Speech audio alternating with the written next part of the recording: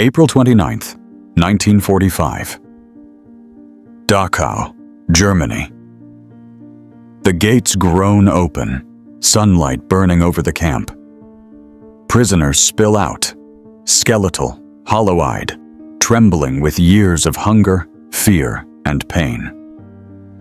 Fury sharpens their steps as they descend on the guards who once ruled with whips and rifles, men who humiliated, tortured, and killed without mercy. Fists smash, rifle butts strike, some guards fall, others dragged to the coal yard. Shots echo off stone walls, SS insignia trampled into the mud. Justice? Vengeance? Or a savage mix of both? Some guards die that day. Others vanish into a world eager to forget. Yet the eyes of their victims follow them, decades later. In the next few minutes, you'll see the hidden story history tried to erase.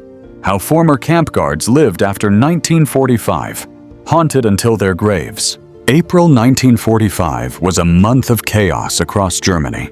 The Nazi war machine was collapsing, and the camps that had held tens of thousands of prisoners were emptying faster than the Allies could document.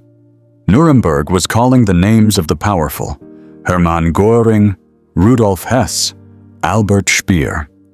But the men and women who ran the daily machinery of death, the guards who beat, whipped, and executed prisoners, were vanishing into the crowd.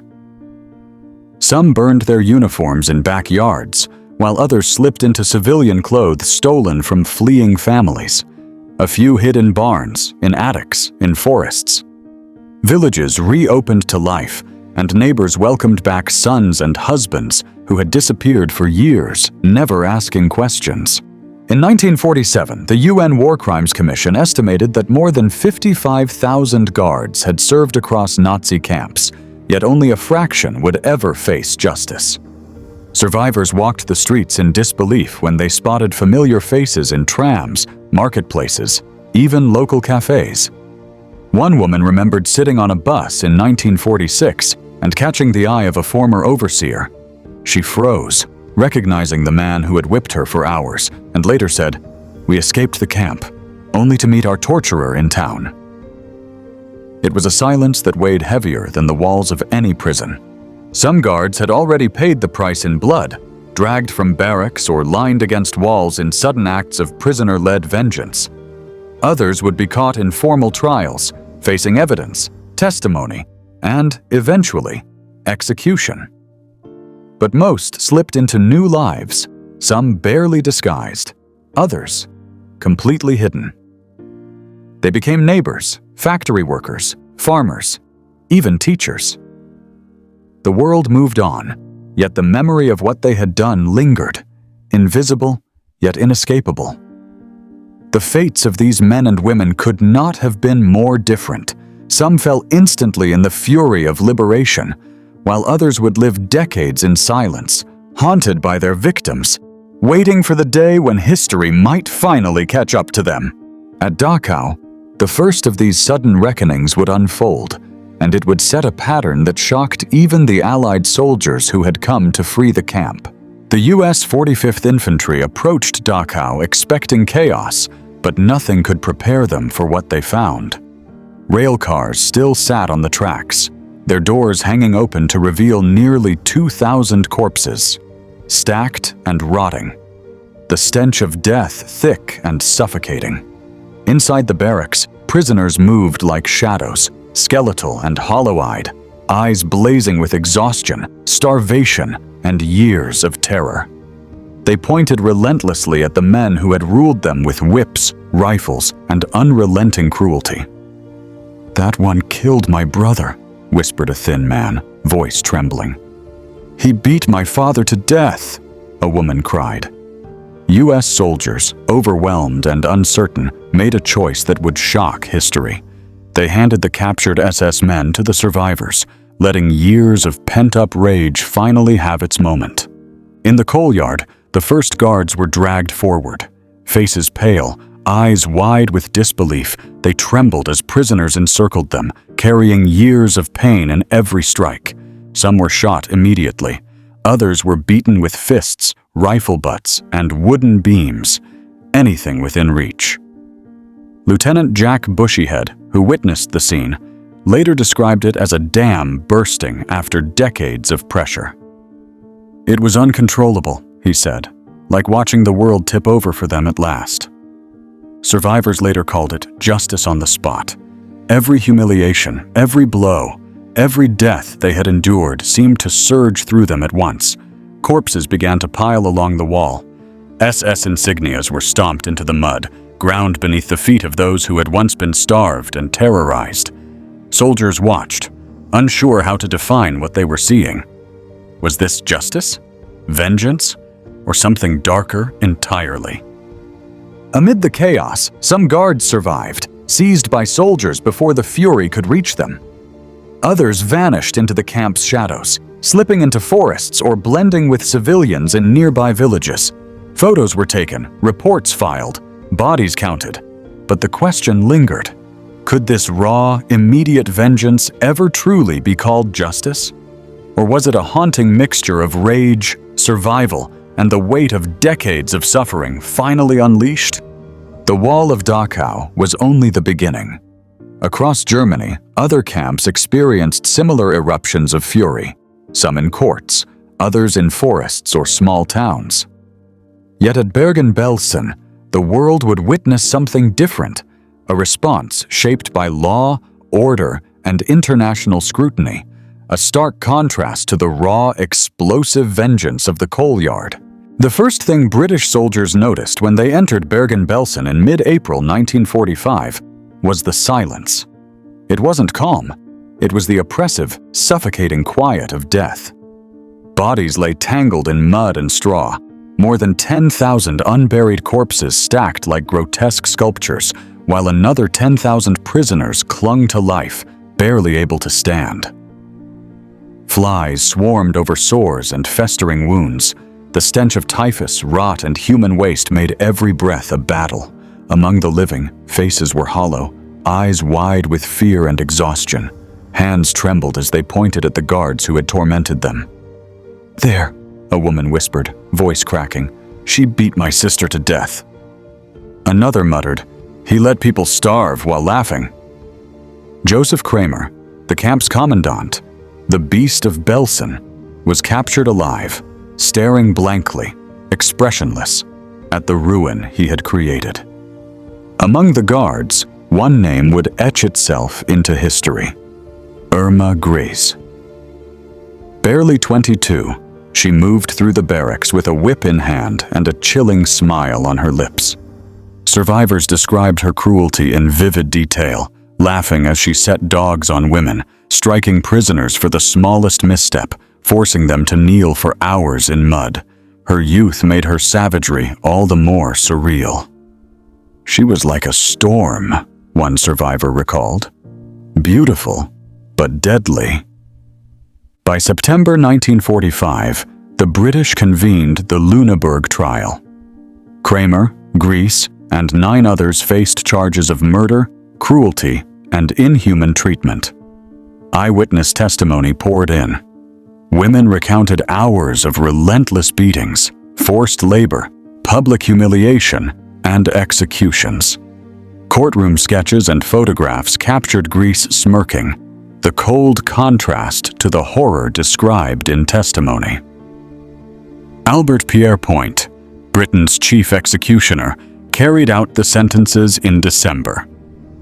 Grease hanged at 22, the youngest woman executed for Nazi crimes in Britain. Trial transcripts, survivor statements, and photographs provided a detailed, irrefutable record of guilt. Every act of cruelty, every whip strike, every laugh at suffering was documented. Yet not all guards faced justice.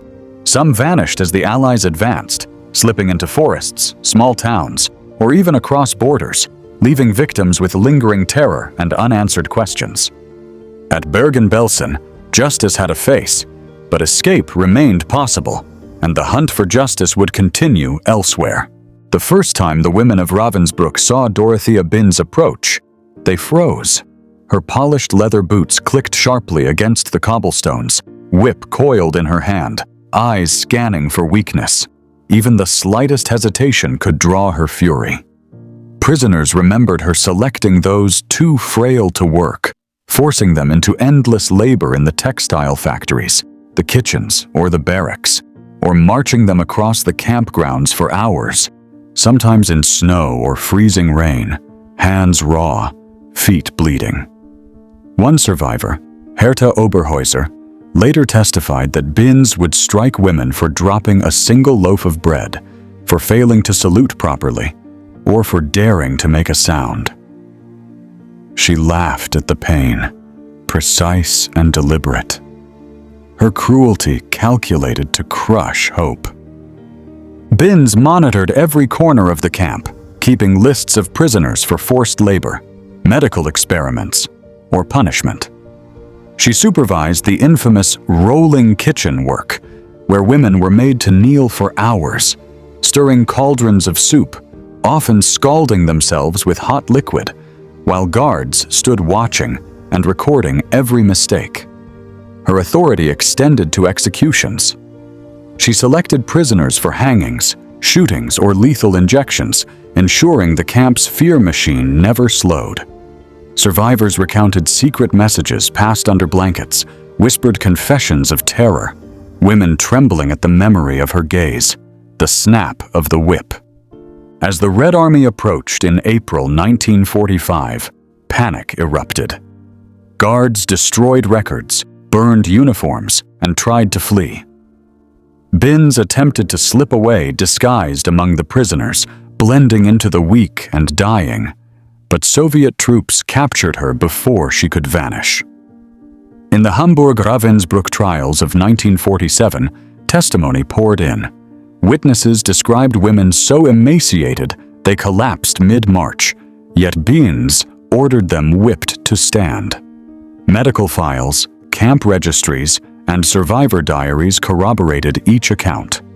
Courtroom photographs show Binz sitting stiffly, her expression cold, a faint, unsettling smile as the horrors of her reign were read aloud. The transcripts preserve every detail: beatings for minor infractions, orchestrated punishments, forced labor to the point of collapse, executions, and cruelty that left women broken in body and spirit. Binz was sentenced to death and hanged. Yet survivors later said it felt like only a fraction of justice. Her punishment was definitive, but many others escaped into civilian life, slipping into ordinary towns, or disappearing across borders. While Binz awaited the gallows, in other camps, prisoners sometimes refused to wait for courts, taking vengeance into their own hands. Shouts rolled across the steep walls of the Mauthausen quarry, echoing off cliffs that had witnessed years of suffering. Prisoners who had spent months, even years, hauling massive granite blocks up the notorious stairs of death, now turned their anger on the guards who had tormented them. Their bodies, once weakened by hunger and exhaustion, moved with a terrifying energy. Eyewitnesses recalled men in SS uniforms being seized, belts torn, insignias ripped from jackets and thrown into the fire. Crowbars, pickaxes, and fists became instruments of long-delayed revenge. Some guards were thrown from the cliff edges into the quarry below. Others were beaten against stone. Survivors shouted, "Never again," as the quarry became a grim stage for justice. Mauthausen itself was designed to break people. Classified as Grade 3, it was meant for the most dangerous prisoners, political opponents, resistance fighters, anyone considered a threat. Every day, thousands climbed the 186 steps carrying stones heavier than their own weight. Guards patrolled the terraces, whips cracking, rifles ready. Survivor accounts describe the clang of hammers, the cries of the sick, and the constant fear that a single misstep could mean death. The camp was a machine built to grind humans into submission. When American troops arrived on May 5, 1945, they expected chaos but were unprepared for the scenes they witnessed. Many prisoners had already taken revenge into their own hands. Lieutenant Harold W. Kahn remembered, "We didn't interfere. These people had been through hell. Who were we to stop them?" Corpses lay near the cliff edges, uniforms burned, SS insignias trampled underfoot. The quarry ran red with blood, but it was also a place where survivors reclaimed power, if only for a brief moment. Every act, every thrown body, every smashed weapon was a statement that the cruelty they had endured would not be forgotten. Few of the guards survived to face formal trials. The chaos of Mauthausen stood in sharp contrast to the orderly tribunals elsewhere. Here, justice was immediate, raw, and violent. The quarry, once a tool of oppression, had become a theater of revenge, etched into memory by every sound, every movement, and every act of fury. While Mauthausen exploded with spontaneous vengeance, other camps would see justice take different shapes, slower and more deliberate, where tribunals and courts would decide the fates of men and women who had once held power over life and death. Whispers crept through the smoke-stained barracks of Buchenwald as prisoners gathered in secret, dragging together benches, scrap wood, and torn uniforms to form makeshift courtrooms. U.S. forces had arrived in April 1945, but liberation did not erase years of fear, hunger, and brutality. Captured SS guards, faces pale, uniforms ripped, insignias clawed away, were dragged before the prisoner judges. Every scar, every mark, every remembered humiliation fueled the accusations. Survivors recounted forced labor in the camp quarry, starvation in freezing winter barracks, brutal beatings, medical experiments, and executions. Some guards were executed quietly that night. Others were held for the Americans to process. The tribunals combined instinct, memory, and painstaking records. Prisoners kept lists of names, dates, and crimes, cross-checking stories to ensure that no act of cruelty went unpunished. Eyewitnesses described the methodical way sentences were delivered, fists pounding, commands shouted, occasional cries echoing across the compound. The U.S. Army documented the aftermath, filming piles of corpses, barracks stripped bare, and skeletal survivors crawling through mud and rubble. These images later became crucial evidence at Nuremberg, complementing the detailed testimonies of the former prisoners. Among the infamous captured was Ilse Koch, called the Witch of Buchenwald. She reportedly marked prisoners with tattoos, instilled terror through arbitrary beatings, and orchestrated executions to satisfy her twisted whims. Court records reveal guards testifying against her, survivors pointing across the courtroom and describing hours of psychological torture, humiliations, and murders. Her trials spanned decades, convicted, released, and reconvicted. After public outrage, she ultimately took her own life in a West German prison in 1967. Other prisoner-led tribunals reflected the survivors' drive for justice. Names were read aloud, crimes meticulously recounted, verdicts passed with deliberation. Some guards faced immediate punishment, others were handed to the Allies for formal prosecution. Each act, whether quiet execution or documented trial, was a mixture of vengeance and law, a reflection of both trauma and the urgent need for justice. While Buchenwald's approach mixed secrecy, memory, and formal Allied justice, other regions took a far harsher path. Chains clanged as the accused were led into the courtroom in Gdansk, their hands bound and faces pale. Stutthof, established in September 1939 near the Baltic coast, had been the first Nazi camp outside Germany and the last to be liberated, leaving a trail of horror across northern Poland. By May 1945, the Soviets and Polish partisans had captured the camp's guards, both men and women, and brought them to trial in 1946. 13 defendants faced charges ranging from murder to inhuman treatment. Among them were young female guards whose names would echo in survivor testimonies for decades: Wanda Klaff, Jenny Wanda Barkman, and Gerda Steinhoff. Witnesses leaned forward, trembling, pointing across the courtroom. "She killed my sister," one shouted, voice cracking. Testimonies detailed the relentless cruelty within the camp: forced labor in freezing warehouses, starvation rations of bread and watery soup, and arbitrary beatings for minor missteps. Survivors described Barkman whipping prisoners who stumbled, laughing as women fell, while Klaff's cold, unblinking gaze accompanied each act of punishment. Gerda Steinhoff reportedly taunted women during roll calls, shouting insults while others were whipped for failing to march in time.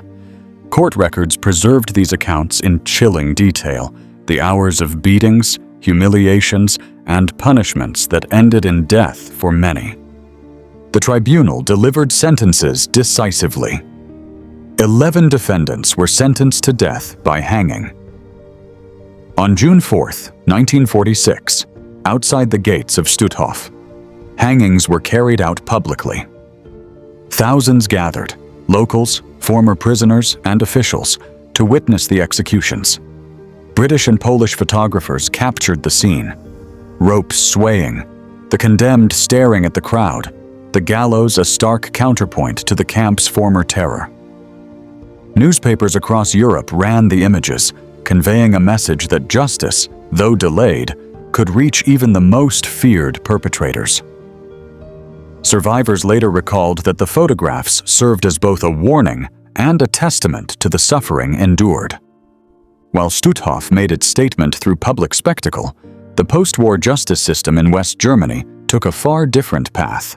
Eyewitnesses described the methodical way sentences were delivered: fists pounding, commands shouted, occasional cries echoing across the compound. The U.S. Army documented the aftermath, filming piles of corpses, barracks stripped bare, and skeletal survivors crawling through mud and rubble. These images later became crucial evidence at Nuremberg, complementing the detailed testimonies of the former prisoners. Among the infamous captured was Ilse Koch, called the Witch of Buchenwald. She reportedly marked prisoners with tattoos, instilled terror through arbitrary beatings, and orchestrated executions to satisfy her twisted whims. Court records reveal guards testifying against her, survivors pointing across the courtroom and describing hours of psychological torture, humiliations, and murders. Her trials spanned decades: convicted, released, and reconvicted. After public outrage, she ultimately took her own life in a West German prison in 1967. Other prisoner-led tribunals reflected the survivors' drive for justice. Names were read aloud, crimes meticulously recounted, verdicts passed with deliberation. Some guards faced immediate punishment, others were handed to the Allies for formal prosecution. Each act, whether quiet execution or documented trial, was a mixture of vengeance and law, a reflection of both trauma and the urgent need for justice. While Buchenwald's approach mixed secrecy, memory, and formal Allied justice, other regions took a far harsher path. Chains clanged as the accused were led into the courtroom in Gdansk, their hands bound and faces pale. Stutthof, established in September 1939 near the Baltic coast, had been the first Nazi camp outside Germany and the last to be liberated, leaving a trail of horror across northern Poland. By May 1945, the Soviets and Polish partisans had captured the camp's guards, both men and women, and brought them to trial in 1946.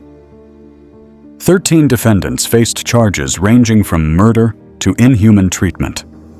Among them were young female guards whose names would echo in survivor testimonies for decades: Wanda Klaff, Jenny Wanda Barkman, and Gerda Steinhoff.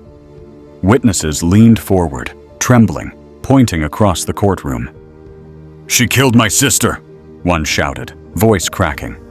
Testimonies detailed the relentless cruelty within the camp: forced labor in freezing warehouses, starvation rations of bread and watery soup, and arbitrary beatings for minor missteps. Survivors described Barkman whipping prisoners who stumbled, laughing as women fell, while Klaff's cold, unblinking gaze accompanied each act of punishment. Gerda Steinhoff reportedly taunted women during roll calls, shouting insults while others were whipped for failing to march in time. Court records preserved these accounts in chilling detail: the hours of beatings, humiliations, and punishments that ended in death for many. The tribunal delivered sentences decisively. 11 defendants were sentenced to death by hanging. On June 4, 1946, outside the gates of Stutthof, hangings were carried out publicly. Thousands gathered, locals, former prisoners, and officials, to witness the executions. British and Polish photographers captured the scene: ropes swaying, the condemned staring at the crowd, the gallows a stark counterpoint to the camp's former terror. Newspapers across Europe ran the images, conveying a message that justice, though delayed, could reach even the most feared perpetrators. Survivors later recalled that the photographs served as both a warning and a testament to the suffering endured. While Stutthof made its statement through public spectacle, the post-war justice system in West Germany took a far different path. The 1960s brought journalists determined to uncover the hidden pasts. Photographs, old camp lists, and witness accounts slowly came to light. Headlines screamed, "Ordinary men, extraordinary crimes," revealing that the quiet, polite neighbors many had trusted had once been instruments of terror. Communities that believed the war was over were confronted with evidence that the people around them had helped orchestrate mass murder. Former clerks, teachers, and local officials faced a growing reckoning, though decades had allowed some to embed themselves fully into civilian life.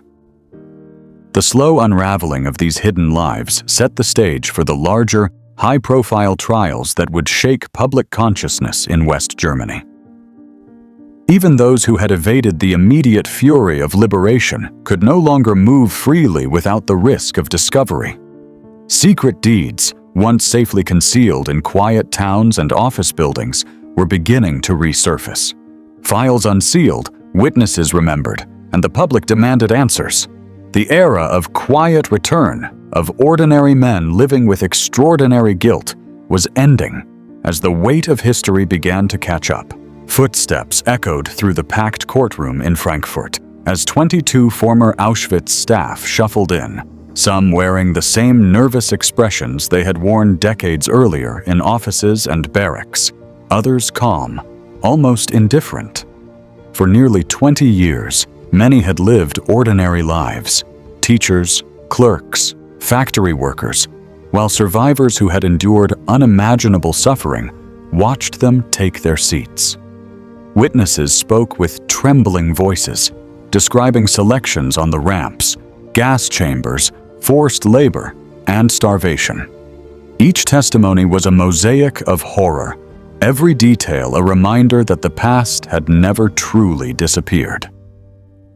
Some guards responded with the familiar defense: "I followed orders," their voices flat, rehearsed. Others claimed memory lapses or kept silent, refusing to acknowledge the lives they had destroyed. Camp blueprints were displayed, photographs circulated, and historians testified, tracing the layout of Auschwitz, the procedures, and the machinery of death. Survivors pointed at the men in the courtroom, some recognizing the very faces that had overseen their suffering, while the public in the gallery began to confront what many had preferred to forget. Verdicts were mixed. Several of the accused received life sentences, their crimes deemed egregious and undeniable. Others received surprisingly mild punishments, leaving families of victims frustrated and angry. The trial was both a reckoning and a revelation. Ordinary men and women who had vanished into post-war society were finally exposed in public. The hearings reminded Germany and the world that justice was uneven, often delayed, but not entirely absent. The Auschwitz trials marked the first major West German effort to confront the past, to hold camp staff accountable, and to show that even decades of ordinary life could not erase culpability. But justice in Frankfurt, though visible and formal, was only one chapter. Across the Atlantic, a man named John Demjanjuk quietly lived in Cleveland, Ohio, working in an auto plant, his past hidden behind a simple life. For years, no one knew the truth. Yet the net of history was tightening, and soon even those who thought they had vanished into anonymity would face the glare of scrutiny. To neighbors, he was just another quiet man, living a simple life in suburban Cleveland. At the auto plant, he welded car parts, sparks flying from molten metal, the smell of steel masking secrets he carried. No one suspected that beneath his work shirt was the past of a man who had once worn the SS uniform, a guard in the machinery of death. How did someone who oversaw mass executions at Treblinka end up in American suburbia, mowing lawns, shopping for groceries, living invisibly among ordinary families? Born in Ukraine in 1920, Demjanjuk immigrated to the United States after the war, becoming a naturalized citizen and raising a family. For decades, his past remained hidden, until the 1980s, when survivors identified him as Ivan the Terrible, the notorious Treblinka guard responsible for selecting prisoners for the gas chambers. Witnesses described faces, voices, and cruel acts of whippings and beatings, each memory precise and unforgettable.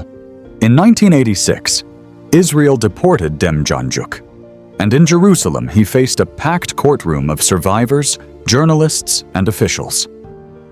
Testimonies recounted prisoners stripped, marched, and murdered systematically. Demjanjuk insisted on mistaken identity.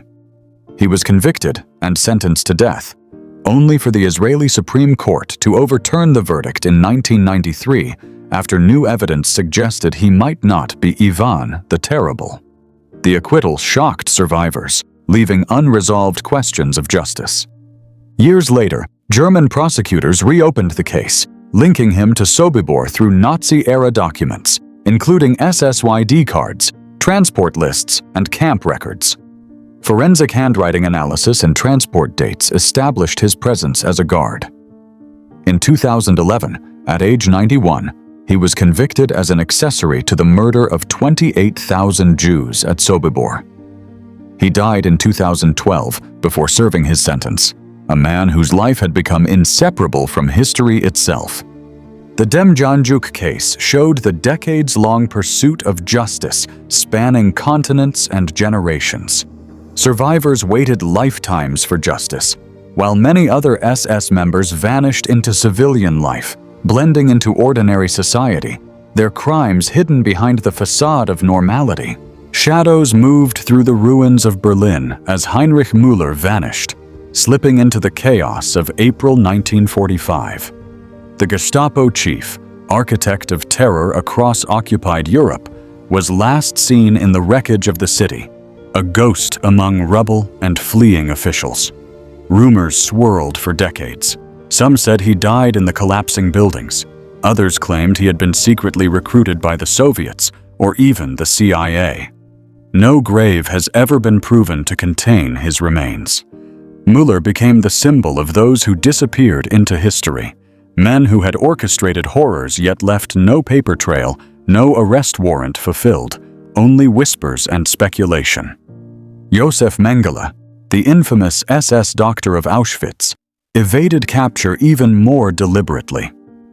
After the war, he moved first to Argentina, then Paraguay, and finally Brazil, changing names and hiding in remote towns. Survivors described him in interviews as always smiling, always careful, never forgetting the terror he had inflicted. Despite years of pursuit, he died in 1979, slipping away before justice could reach him. Alois Brunner, Adolf Eichmann's deputy and advisor, lived freely in Damascus, Syria, where he died decades later. Mossad tried relentlessly to track him, but Cold War politics and local protections blocked attempts to bring him to trial. Even female guards managed to vanish.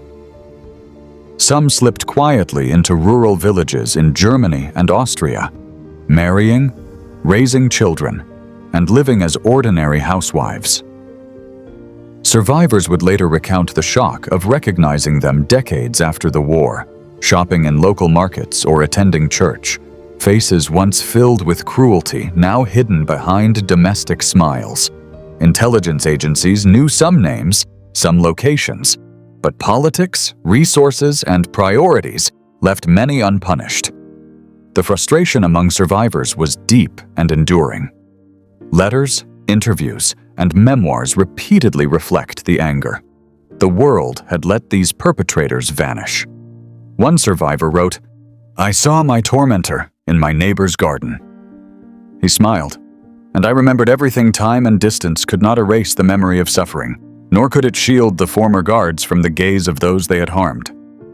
Though courts never caught every one of them, the memory of victims followed relentlessly.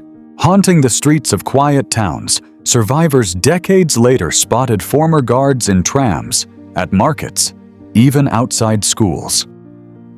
Some confronted them with shaking hands, voices breaking, demanding answers for lives destroyed. Others froze, paralyzed by the shock of seeing the faces that had once ruled over terror and death. Oral histories collected by the Shoah Foundation and Yad Vashem describe these moments in chilling detail, memories etched decades after liberation.